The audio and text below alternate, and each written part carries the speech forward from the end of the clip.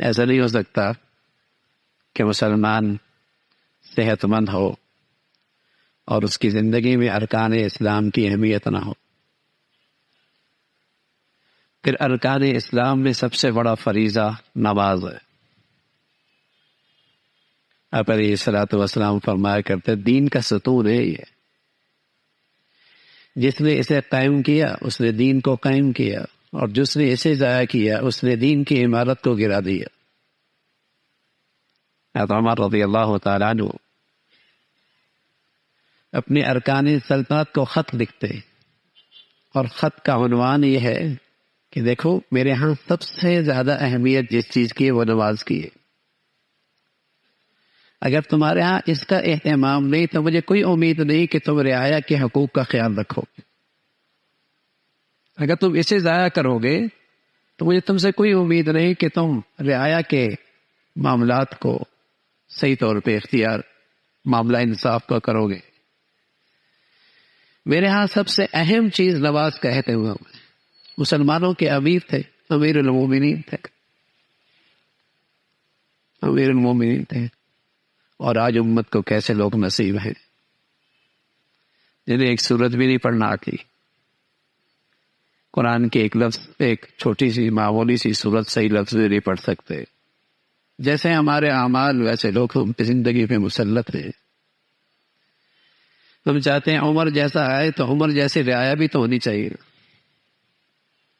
عمر کے تحت تو علی تھے، عثمان تھے۔ تو جیسے عمومی قوم کا حال ہوتا ہے ایسے لوگ پھر ان کے اوپر مسلط ہوتے ہیں۔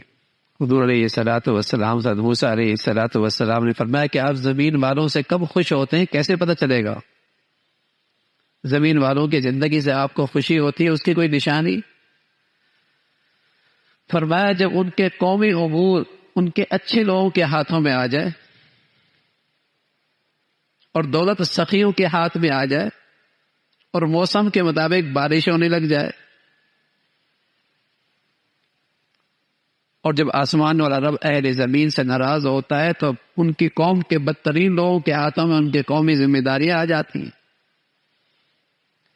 دولت بخیلوں کے ہاتھ میں آ جاتی ہے، اور بغیر موسم کے بارشیں ہونے لگ جاتی ہیں جس سے نفع کم ہوتا ہے، نقصان زیادہ ہوتا ہے۔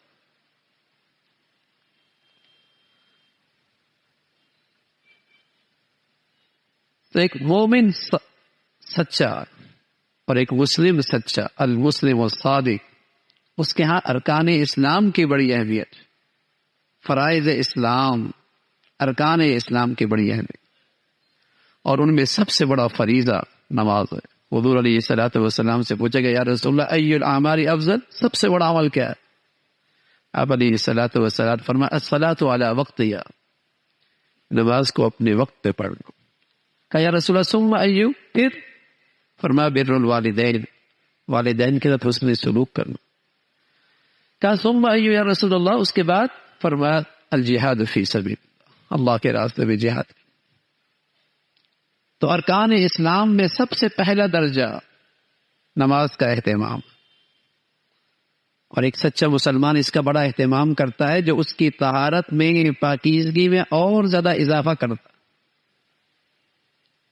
آپ علیہ الصلوۃ والسلام فرمانا کہ بتاؤ ایک شخص کے گھر کے سامنے نہر گزر رہی ہو اور اس میں دن میں وہ 5 مرتبہ غسل کرتا ہو تو بتایا اس کے بدن میں کچھ گندگی رہ سکتی ہے؟